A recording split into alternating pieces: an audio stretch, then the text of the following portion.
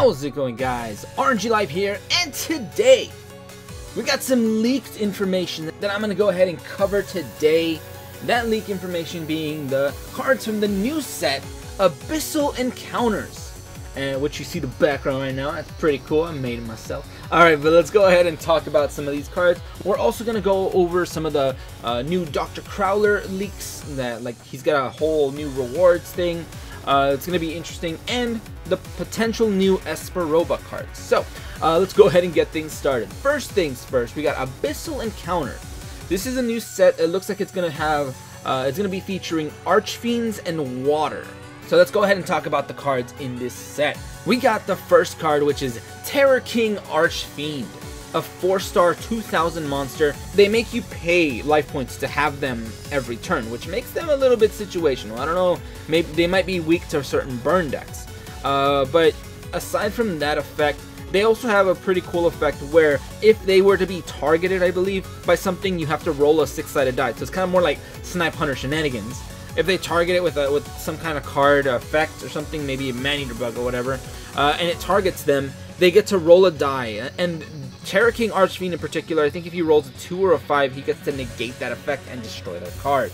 So that's a pretty interesting effect, but it is a little bit luck-based, so I don't know how much play these guys are gonna see. But, I mean, it's better than nothing, to be honest, because if they were to be targeted by anything and they didn't have that effect, that they just 100% lose a monster. So it just gives you a slight chance to keep your monster, which is a pretty cool addition. We got some more Archfiend support. Next one we got is Desrook Archfiend. I think this is another one that lets you bring stuff out from the grave. I'm not going to go too much into detail on what they are, just letting you know these cards are in the leaked files, and these are all credited to XOF. He's amazing, doing all the leaks and stuff. GG, dude. Next up, we got the Archfiend Boss Monster. This one is Archfiend Emperor, the First Lord of Horror. Now, I have seen this guy before in the TCG, I just never looked into him because he looked really situational.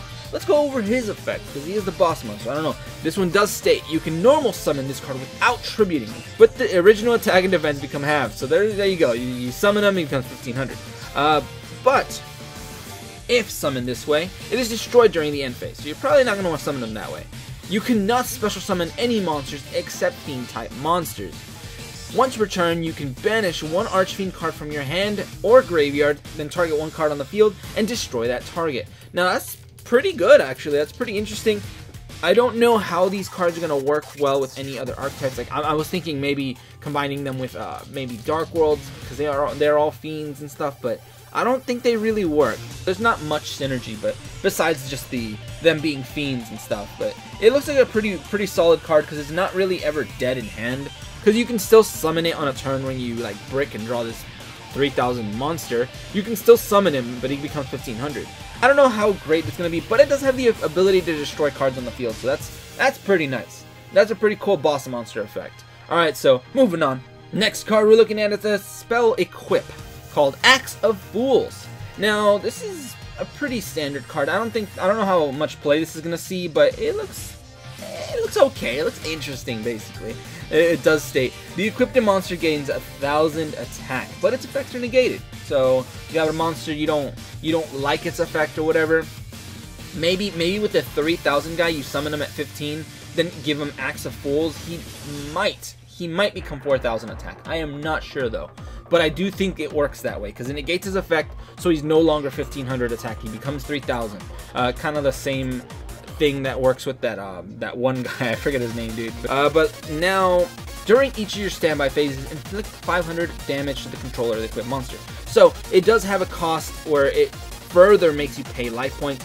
In Archfiends, which already pay, I don't know, man. I feel like this is a bit tricky and dangerous. The deck better be fast to be able to support these kind of plays. But it looks pretty interesting. I don't know. I think they threw this in for a reason. It's probably for that play. Moving on. We got some more Archfiend support. We got Call of the Archfiend. Now, this one does state you can target one level 5 or higher Archfiend monster in your graveyard, discard one Fiend monster, and if you do, special summon the targeted monster. You can only use the effect of Call of the Archfiend once per turn. Now, I hear this is like a newer card. This is a newer card in the TCG. It just recently came out, so it's the power creep is a little bit stronger on this one.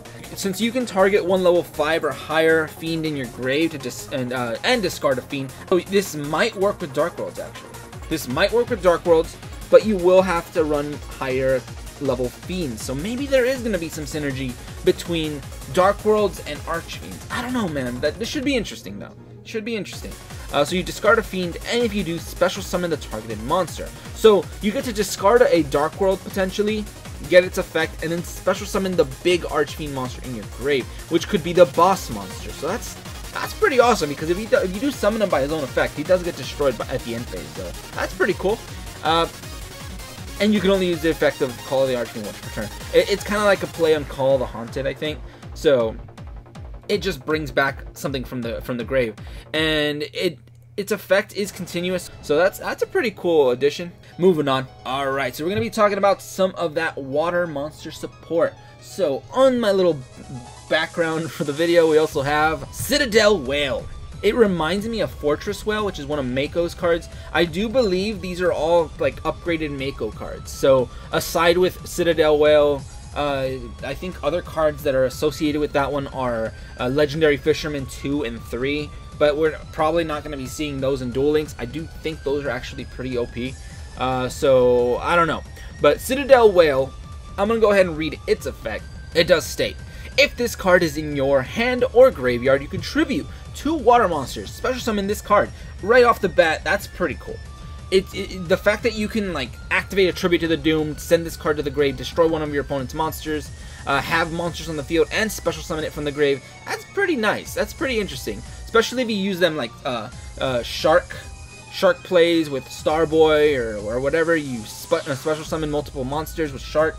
You can summon this guy with that effect, so that's pretty cool. And you can only use the effect of Citadel Whale once per turn.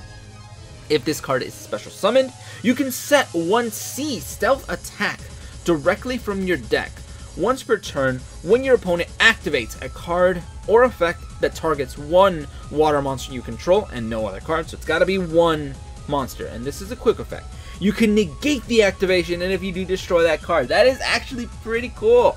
This guy is like, I don't know, I think this guy might be a legit boss monster. He's only 2350, but the ability to negate things that target, or I think it's just card or effect. So it's any card. It doesn't matter what type of card it is, monster spell. Now, it doesn't get over things that are prevalent in the meta, like Mirror Wall of D, and stuff like that. So I don't know. It seems like a really cool card. It really does. And if it's in the grave, you can just keep bringing it back. So I think that's pretty cool. I really like it. I kind of want to run it with Sharks. I know they have support for this, so let's go ahead and go over the next card we're looking at, which is called YuGiOh Beast. Now, this one also states it kind of lets you spam the field as well. When this card is normal summon, you can target one level 4 or lower YuGiOh monster in your graveyard and special summon that target in face-up defense position. YuGiOhs are all naturally like water type monsters.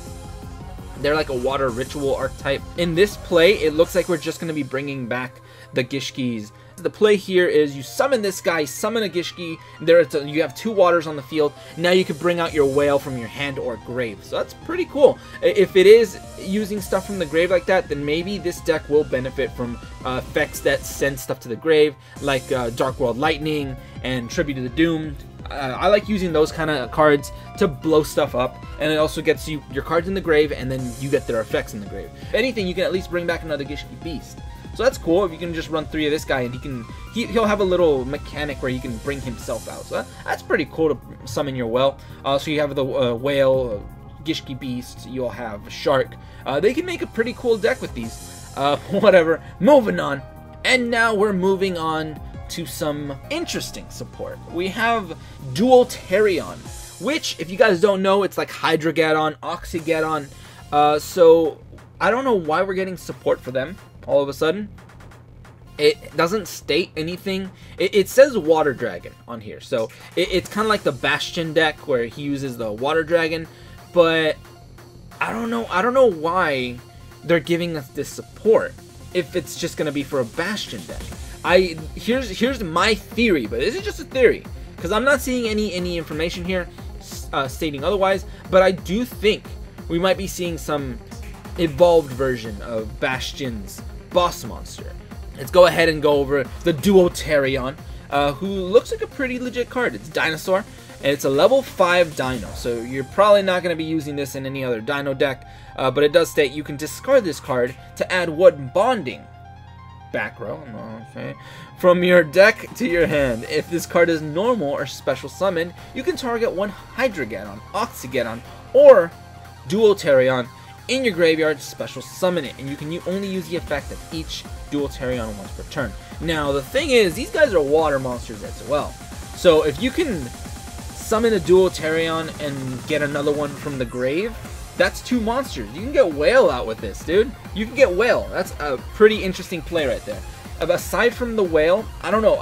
Here's what I think. It might all be kind of working towards getting Whale out, or they might be giving us another boss monster that they haven't told us about. It is working with Water Dragon, and they did give us some more bonding cards, so we're gonna be going over those next. Let's just go over those before I say my theories over here. But let's go ahead and go over those. Next card we're looking at is Bonding D2O. It works with that Duotherion, and this one says tribute 2 Duotherion and 1 Oxygeddon in your hand and or field to special summon 1 Water Dragon or Water Dragon Cluster. That's the thing, guys. They're giving us card that summons Water Dragon Cluster, but it summons them from your hand, deck, or graveyard. This is treated as a special summon with the effect of Bonding H2O, so it counts as Bonding H2O, so that's pretty cool. And if Water Dragon or Water Dragon Cluster is sent from the field to the graveyard, while this card is in your graveyard, add this card to your hand. You can only use the effect of Bonding D2O once per turn. I like this card, to be honest. I really like it. I think this card is really cheeky, and I'm looking forward to actually playing this. I don't know if we're going to be getting the Water Dragon Cluster, but usually the way Duel Links works, if they have a card in the text somehow, they're going to want to include it. So we might be seeing Water Dragon Cluster, which is another version of Water Dragon, same attack and everything, but this one has a different effect. Let's go ahead and read his effect. This one does state, it cannot be normal summoned or sent, must be special summoned with the effect of a bonding. Back row. If this card is special summoned, you can activate this effect. Effect monsters your opponent currently controls cannot activate their effects for the rest of this turn. So whatever effects they have, they ain't working for this turn. Also change their attack to 0 until the end of this turn. So they're going to have to completely rely on their back row to protect their monsters. No monster effects to protect them. So that's pretty interesting. That's pretty viable, actually, because in the future, a lot of the TCG stuff, monsters have these effects where they cannot be destroyed, they can't be targeted, they can't be done this, and that. So this card might be pretty cool. And also, it has a quick effect. You can tribute this card, special summon 2 Water Dragon from your hand or deck in defense position, ignoring their summoning conditions. Now, if it summoned them in attack position, it would be broken, because the thing is, this is a quick effect. So you can attack with this guy, and then quick effect, summon the other guys. So that would have been pretty busted if they could all attack. That'd be 3 2800 attacks. That would be like the new ninja shenanigans, dude. But I think this card looks pretty cool. I don't know if we're going to be getting it. I have not seen any confirmation. But since we are getting that Bonding D2O, whatever, it looks like maybe we might be seeing it. So, I don't know. Just keep an eye out for that. That pretty much covers everything having to do with what the new set, at least the stuff that has been leaked, and it shows. We have a little bit more information. I'm going to go ahead and talk about Dr. Crowler's cards. It should be pretty quick. So let's go ahead and get things started. Okay, so we have the list of cards that I'm putting on the screen right now, and you guys can see it. We have a pretty interesting lineup of SRs and URs and some mystery card too that Crowler is going to be giving us. If you can see these cards, we're getting a lot of SRs, and one of them is the Fusion. So I don't want to go too much into detail with them, but we are getting that Ancient Gear Fusion. I think it's the ultimate Ancient Gear Golem, and that one you have to fuse, I think, 1 Ancient Gear with 2 normal Ancient Gear monsters, whatever Ancient Gear monsters you have, which could be a Knight or whatever else. So that's pretty cool. You can use this guy, so you might be able to just tech in a polymerization in normal Ancient Gears, and it might work. I don't know. There might be a build for that one in particular. But another cool thing is we're going to be able to get a 3rd copy of Ancient Gear Golem by farming Crowler. So that's pretty cool. I mean, we're gonna have our third copy of him, but we also have another copy of Ancient Gear Castle, so we can actually run 3 Ancient Gear Castle in our deck, aside from the one that you get when you activate Crowler's skill. So I think that might be overkill, because you're not going to want that many cards like that, just locking up your field. But I don't know, I think it's pretty cool. Aside from that, and I think that might be the blurred out card, and that card is Bio Falcon. So level 4, 1700 monster machine. And this one does state, when a machine type monster you control is destroyed by battle and sent to the graveyard, while this card is face up on the field, you can add one machine type monster with 1,000 or less attack from your deck to your hand. It can search smaller machines. I don't know, this might be more useful in other machine based decks, but whatever, just keeping that in mind. I think that's the card, because I am seeing a note that this one is going to be in the list. And I think that pretty much covers everything for Crowler's stuff. Now we're going to go ahead and look at some extra leaks, I don't know, some Espa Roba type stuff. We are getting Espa Roba sometime soon. These might be Espa Roba rewards. So let's go ahead and talk about those. Alright, first up, we got Master Gig.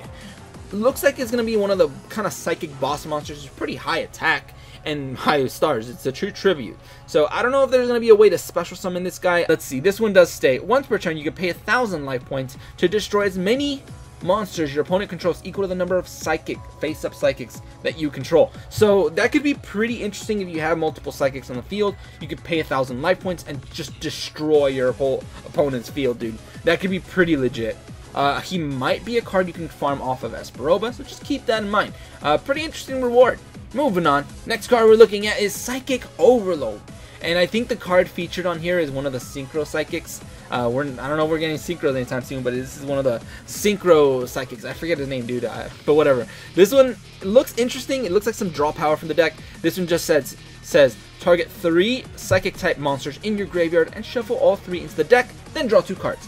It's a draw 2, and you get Psychics in the grave fairly easily, I guess. So it should be an interesting card. I don't know if we're gonna want to run multiple copies of this. Maybe 1 or 2, but I don't know, because I feel like it's going to be hard to get that many Psychics that consistently, unless you're going to be milling them or something. And the last card I'm talking about is DD Telepon. Now this is definitely a Psychic, so it's one of Espa Roba's cards, so I don't know, this looks like a smaller Psychic, and it does state, if this face-up card you control is banished, you can banish 1 Psychic monster with 1,500 or less attack from your deck. Then during your next standby phase, if this card is still banished, special summon that monster banished by this effect. So it's interesting. I don't know, it's a DD, but it's a Psychic, so it feels like it's kind of merging 2 different types of archetypes. I don't know, the DDs and Psychics. I think it's more along the lines of a DD type monster since it's placed in the banish pile. But whatever. I think that's pretty much it. That would be the last Psychic type. I think that's pretty much it for all the leaks. I've gone over everything. We also might be seeing some new Espa Roba sleeves and mats, which I guess I'll show it off here. That's what it looks like. It looks okay. It looks pretty interesting. I actually kind of like the design on this. But that's pretty much it for today. I just wanted to talk about all these new card leaks. I'm still grinding up in the KC Cup. I'm still using my Hazy Flame Firefist deck. So that's pretty much it. And if you guys enjoyed, go ahead and leave a like, share, and subscribe for more Duel Link shenanigans. But anyway, thank you guys for watching today. Have a great day, and see you guys.